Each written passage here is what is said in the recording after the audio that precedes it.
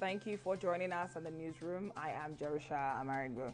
The federal government says it is trying its best to ensure that over 2 million Nigerians displaced as a result of insurgency, communal clashes, and banditry, among others, are given support.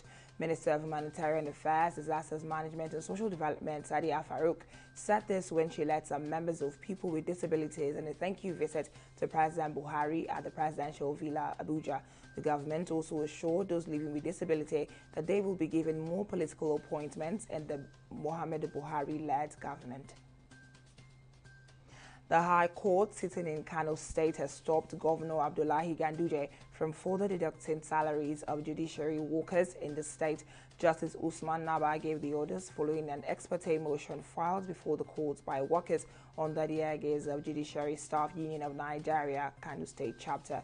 The judge further directed the defendants of their agents to comply with the agreements dated December 19, 2019, entered into between Kano State Government and the Joint Public Service Negotiating Council by paying JUSAN members their full salaries on the Consolidated Judicial Staff Salary Structure. He then adjourned the case till January 28 this year.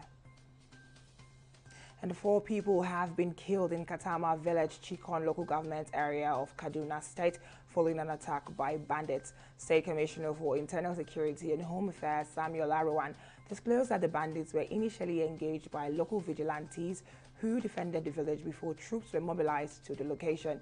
Unsuspected number of people, mainly women who were abducted, were later rescued by troops.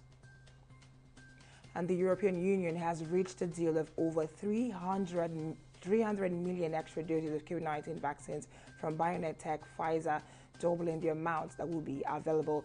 European Commission President Ursula von der Leyen on Friday announced that the bloc had bought up to 300 million additional vaccine doses on top of the 300 million already ordered. The vaccine was the first of only 2 approved for use so far in the EU and was the first to be used in the bloc's inclusion drive that started in late December. The EU executive branch has also secured contracts to provide up to 2 billion doses of potential vaccines with 6 different producers.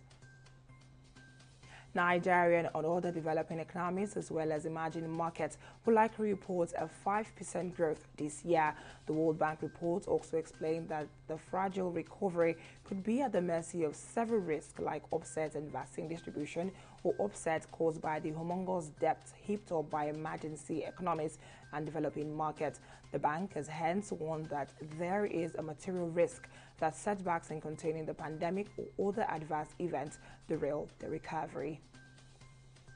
And the United Arab Emirates has announced the reopening of all air, sea and land borders with Qatar starting from Saturday, January 9, 2021.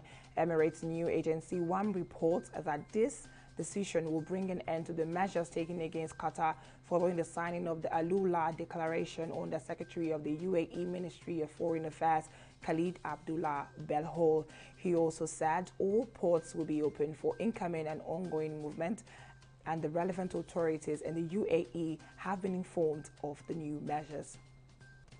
In the world of sports, Manchester City owner Sheikh Mansour bin Zayed has bought a historic FA Cup trophy for €760,000 after it was placed in auction last year. The trophy that was in use before 1896 and 1910 was first owned from 2005 by West Ham co-owner David Gold, who bought it for €478,000 and auctioned it in September 2020.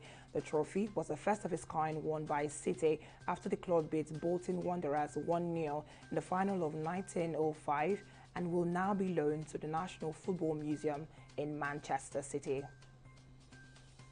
And that's what we have on our package. Many thanks for staying with us. I am Jerusha Amarigbo.